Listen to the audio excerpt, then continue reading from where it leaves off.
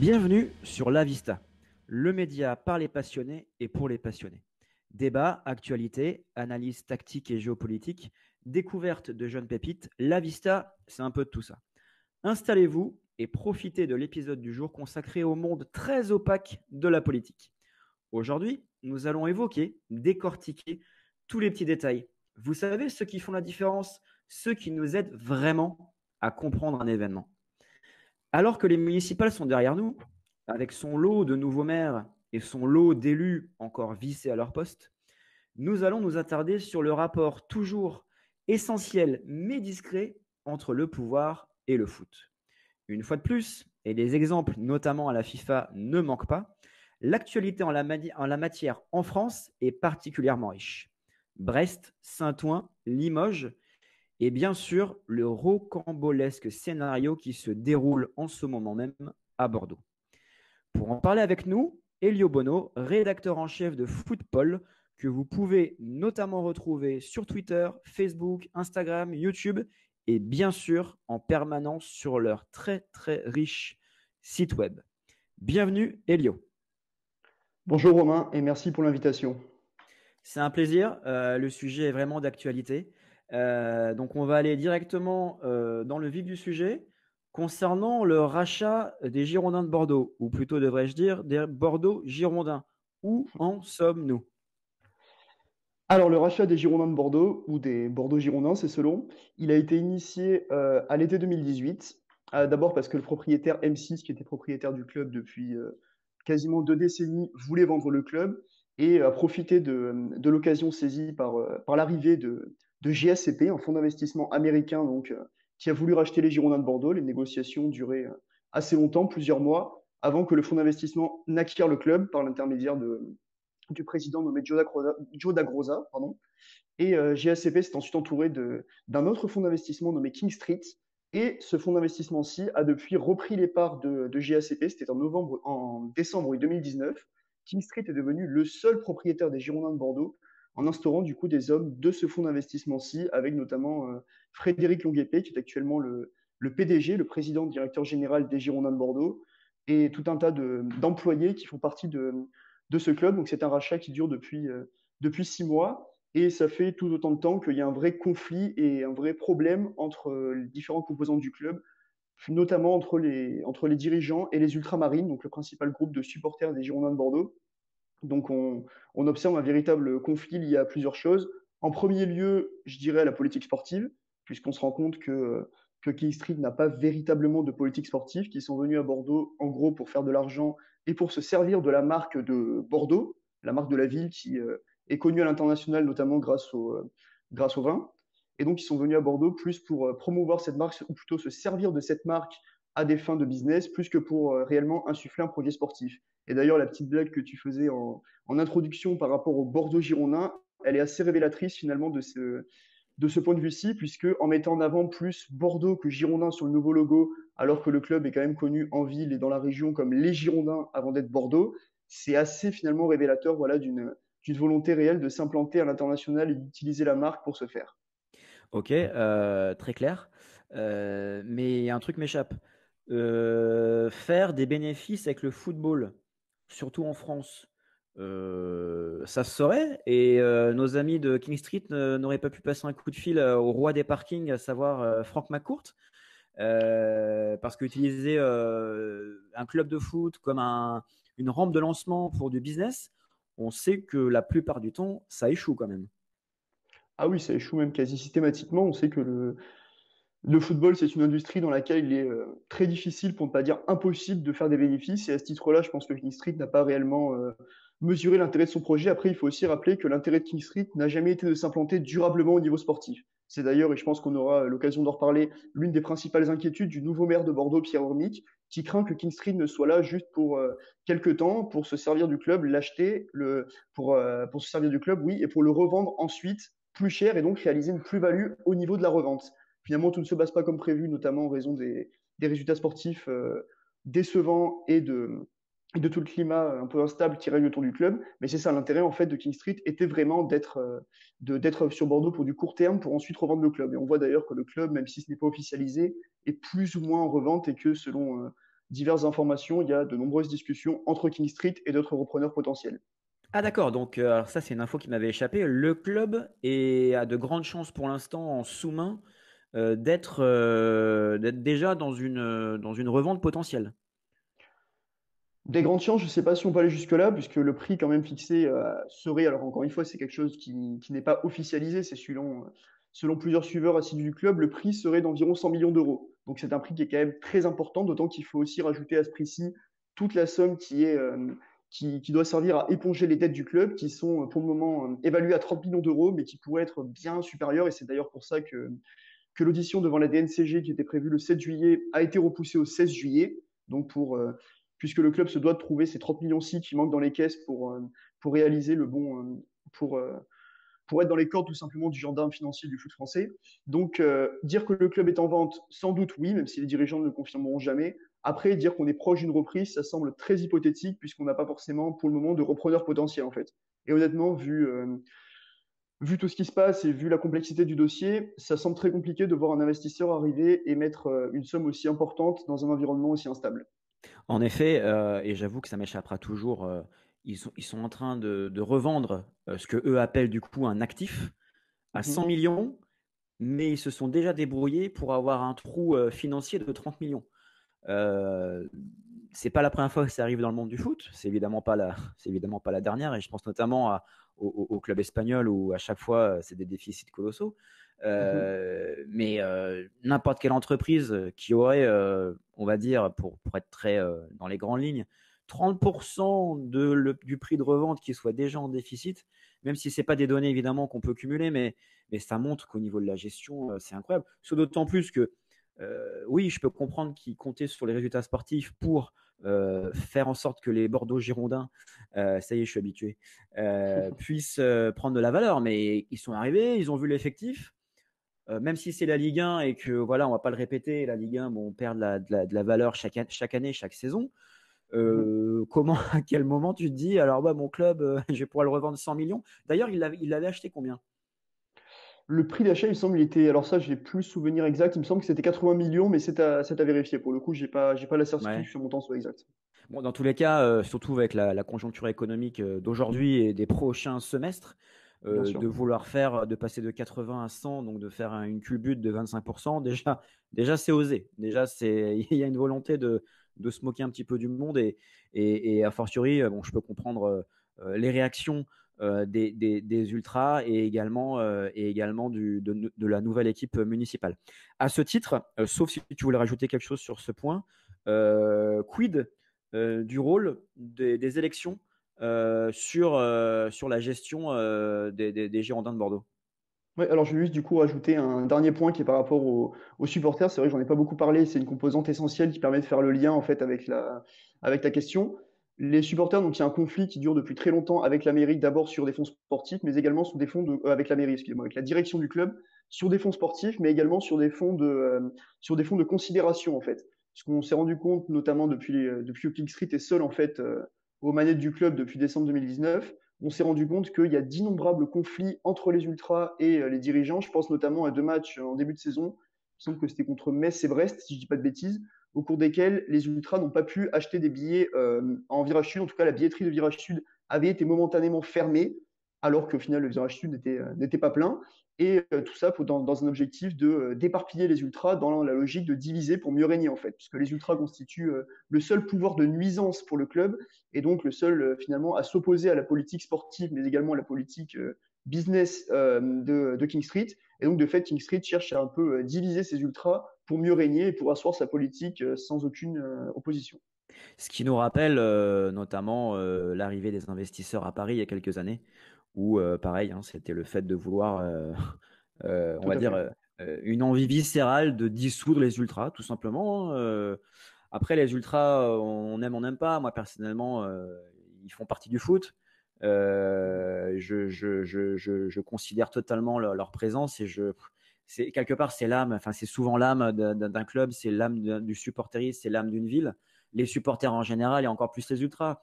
Voilà, je vais pas être trop populiste, mais les ultras, c'est ceux qui se déplacent tout le temps, c'est ceux qui font toutes les bornes, c'est ceux qui, du coup, ont beaucoup de frais, c'est ceux qui font leur vie autour du club. Bien sûr.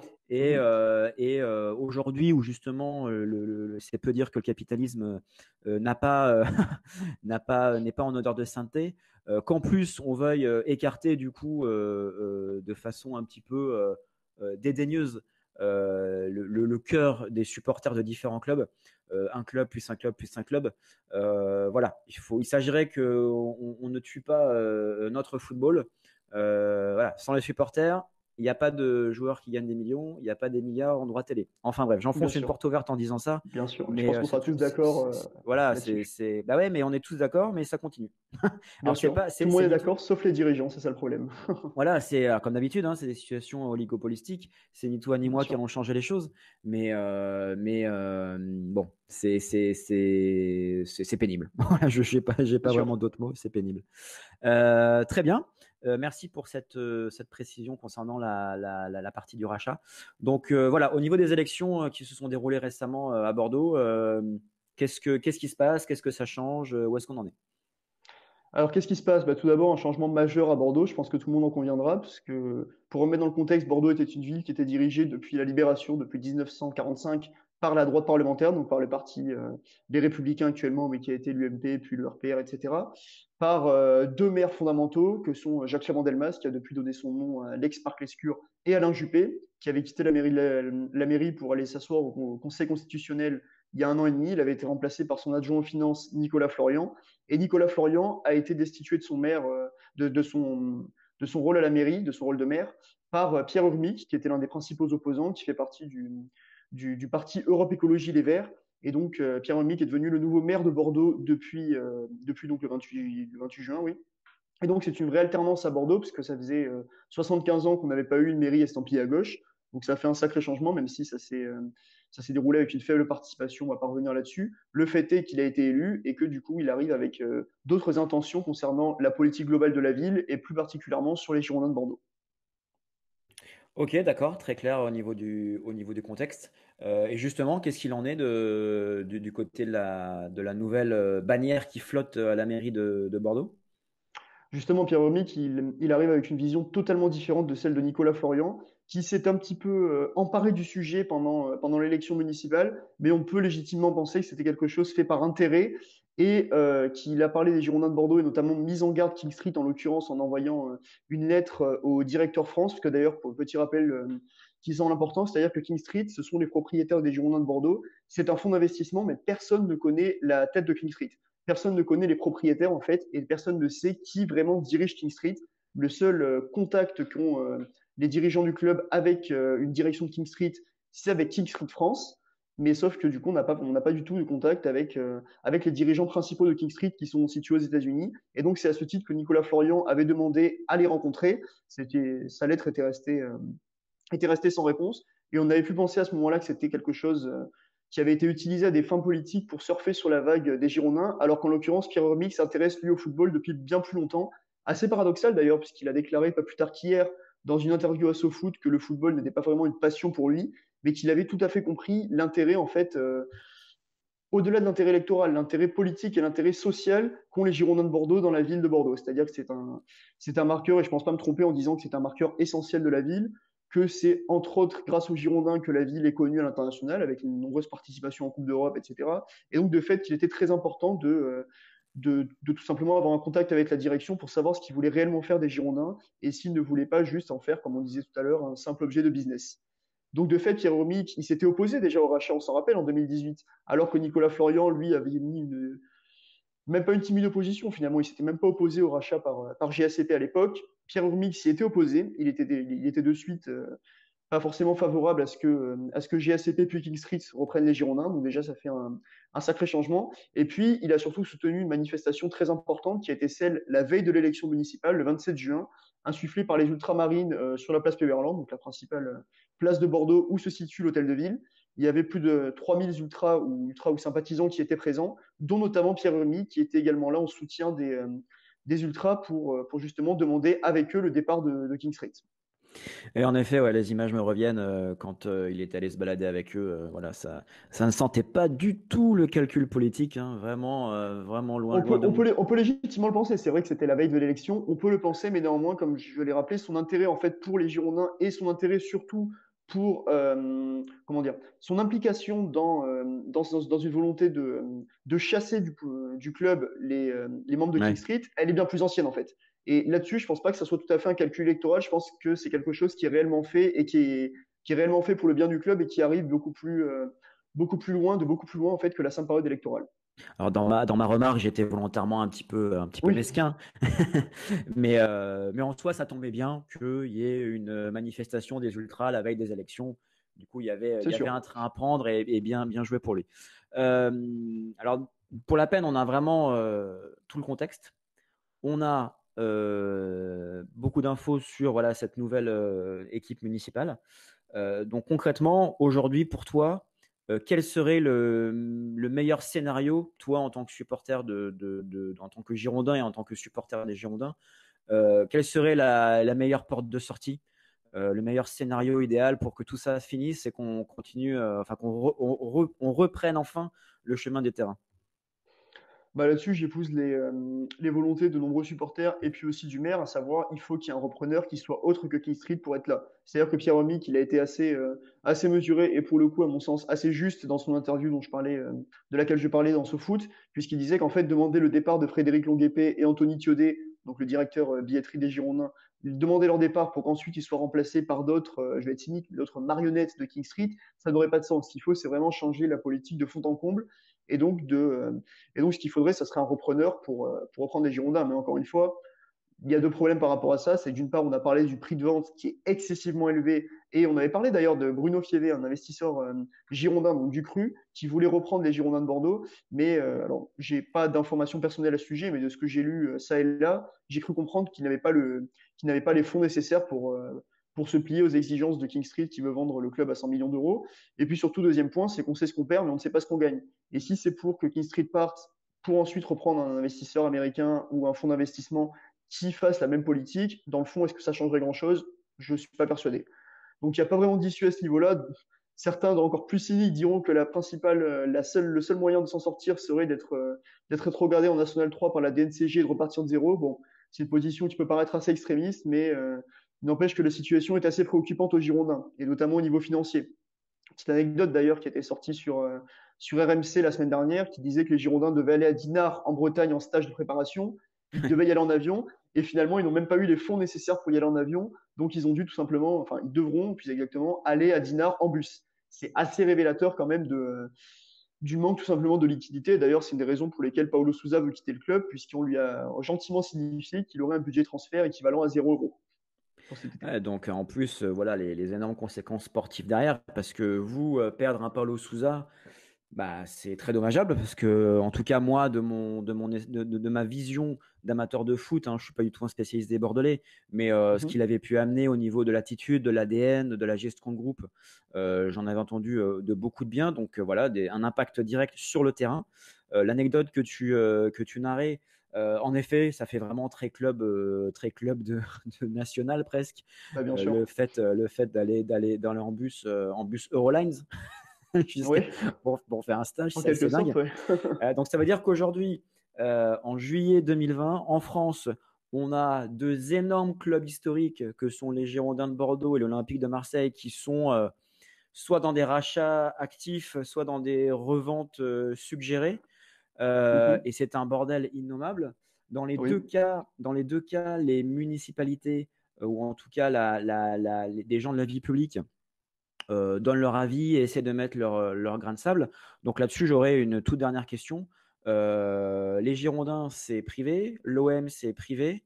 Qu'est-ce que Mhm. tu penses du fait que des personnalités publiques, de la vie publique, bah, est-ce que pour toi, c'est légitime que des personnalités publiques mettent voilà, un petit peu leur grain de sel, et plus que ça, dans la vie d'intérêt d'une entité privée? C'est assez compliqué et je comprends que le débat puisse avoir lieu. D'ailleurs, c'est aussi pour ça que Pierre Urmic, lorsqu'il a demandé le départ de King Street, dès le lendemain de son élection, il a donné une interview à Sud-Ouest dans laquelle il a demandé une fois de plus le départ de King Street. Il y a eu un communiqué, ou du moins j'ai vu le tweet, mais il me semble qu'il y avait un communiqué aussi, du syndicat des clubs professionnels qui l'accusait d'ingérence politique. Alors c'est une position qui peut s'entendre, parce qu'effectivement, les Girondins de Bordeaux sont une entreprise privée, comme tu l'as rappelé, qui du coup ont normalement le droit d'exercer comme bon leur semble et peuvent faire un peu ce qu'ils veulent. Après, le souci, c'est que déjà, d'une part, crier à l'ingérence politique dans ce cas-ci, mais recevoir grassement les subventions municipales comme tout club de sport, là-dessus, il n'y a pas de souci. Donc c'est un peu deux poids, deux mesures à ce niveau-là, c'est-à-dire que soit on veut qu'il n'y ait aucune influence du politique dans le sport et on ne prend pas de subventions, soit on accepte que le maire ait un droit de regard sur la politique sportive du club. Et puis surtout, il y a les dossiers épineux des infrastructures. C'est-à-dire que la ville de Bordeaux s'est dotée du Matmut Atlantique, donc un stade qui a été construit en 2015 et qui représente, et là je paraphrase une fois de plus le maire, un gouffre financier, puisqu'il faut bien savoir que c'est un stade qui aujourd'hui est déficitaire, qui n'a pas été rentabilisé parce que pas assez rempli, parce que trop grand pour la ville, parce que trop éloigné. Enfin, le diagnostic a déjà été fait des dizaines et des dizaines de fois, donc je ne vais pas m'y répéter, mais c'est vrai que c'est un stade qui du coup coûte cher. Je crois que le loyer est fixé à 4 millions d'euros par an que payent les Girondins pour utiliser le Matmut Atlantique. Et Wow. si jamais par malheur les Girondins venaient à ne pas passer l'audition devant la DNCG et descendre, quid de ce stade? Qu'est-ce qu'on en ferait? Ce serait les contribuables du coup qui devraient payer ça et qui devraient ajouter ça dans leurs impôts. Donc c'est quand même une question qui est légitime. Dans son idéal, Pierre Rubic, lui, souhaiterait vendre le stade. Il souhaiterait carrément que les Girondins rachètent le stade. Après, à voir si c'est possible. Apparemment, ça n'a pas trop l'air d'être la priorité de King Street, surtout au niveau financier. Et puis, surtout, deuxième point, il y a également le château du Haillan, qui est situé donc sur la commune du Haillan, mais qui appartient à la mairie de Bordeaux. C'était sous la présidence de Claude Bèze que ce château était passé entre les mains de la mairie de Bordeaux. Et donc, de fait, c'est l'endroit où se trouve le centre d'entraînement, mais également tout le siège avec les entités juridiques, administratives et tant d'autres du club. Et donc la question se poserait également, puisque c'est les Girondins vu que c'est la mairie de Bordeaux, pardon, qui est bailleur de ce château du Haillan, on peut légitimement penser qu'elle a un droit de regard sur ce qui se passe à l'intérieur de ce château. Oui, oui, c'est pas faux, hein, par le biais de l'immobilier. Ah oui, Ils peuvent avoir un droit d'ingérence. Ce que tu racontais par rapport au stade, dans une autre mesure évidemment, mais ça me rappelle ce qui s'était passé au Mans, tout à où fait.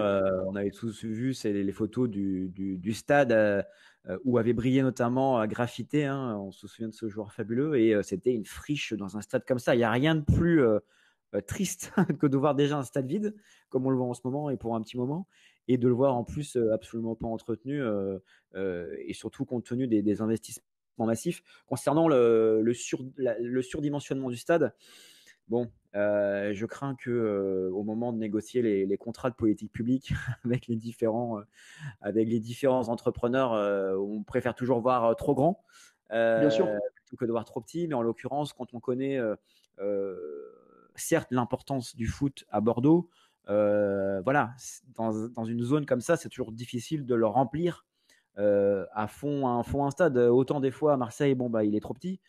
Autant notamment un club comme Bordeaux, sur le côté les gens je sais qu'il y a une grosse ferveur, hein, chez les Girondins, attention, hein. Oui. Mais après remplir un stade, c'est quand même une autre histoire, hein. C'est prendre un ticket, aller au stade. Surtout un stade de 42 000 places. C'est-à-dire que autant si les Girondins jouaient la Ligue des Champions chaque année, bon, le stade serait peut-être pas plein à tous les matchs, mais on aurait une bonne base d'au moins 30 000 spectateurs. Là, on atteint difficilement 17 000 spectateurs parce que du coup, le stade est, à mon sens en tout cas, surdimensionné pour les Girondins. Puis il n'y a pas que ça. Il y a aussi le fait qu'il soit très froid, d'une part dans son aspect intérieur et puis surtout dans la température. Il y a le fait qu'il soit situé assez loin du centre-ville, que ce soit une galère monstre pour y aller au niveau des transports en commun et puis pour ceux qui viennent de loin avec la route, la rocade, donc l'équivalent du périphérique à Bordeaux, qui est tout le temps surchargé lors des jours de match. Donc c'est quelque chose de très difficile et c'est en ce sens-là que ce stade-là est pas rempli. C'est-à-dire qu'il y a l'aspect sportif, oui, mais pas que. C'est-à-dire que quand les Girondins jouaient à Chamandelmas et qu'il y avait des résultats aussi peu probants, parce que c'est arrivé, Ouais. le stade était quand même un tout petit peu plus rempli parce que justement il n'y avait pas tous ces aspects que je viens de décrire. D'accord, donc ça veut dire que 17 000 spectateurs en moyenne pour l'un des clubs historiques en France. Donc si je ne m'abuse, dans la moyenne du Championship en Angleterre, Oui, c'est ça, plus ou moins, ouais. Tout plus à ou fait. Non, moins. non, mais c'est assez triste, hein, malheureusement, mais c'est tout à fait le cas à Bordeaux. Ouais. Après, encore une fois, Bordeaux est à mon sens, une ville, contrairement à ce que beaucoup disent, plus une ville de foot que de rugby. Et Bordeaux mais le problème, c'est que le spectateur bordelais est a tendance à facilement, on va dire, retourner sa veste quand ça marche pas très bien pour le foot et quand actuellement, bah, l'Union Bordeaux-Bègles bat tous les records en rugby, a tendance à plus s'intéresser à ce qui se passe au club de rugby qu'au foot. Et d'ailleurs, je m'exclus pas du tout à peut-être personnel de cette tendance. Ouais, non, c'est très juste. Et moi, ce qui me rend fou, c'est avec tous ces stades qui sont en effet, comme tu le soulignais, super loin des centres-villes. Je pense notamment au stade de Lyon, où Mhm. À Nice aussi, ouais. limite, tu te dis, attends, j'ai besoin d'un visa pour aller jusqu'au stade, tellement que c'est loin et que c'est pas pratique surtout. C'est incroyable.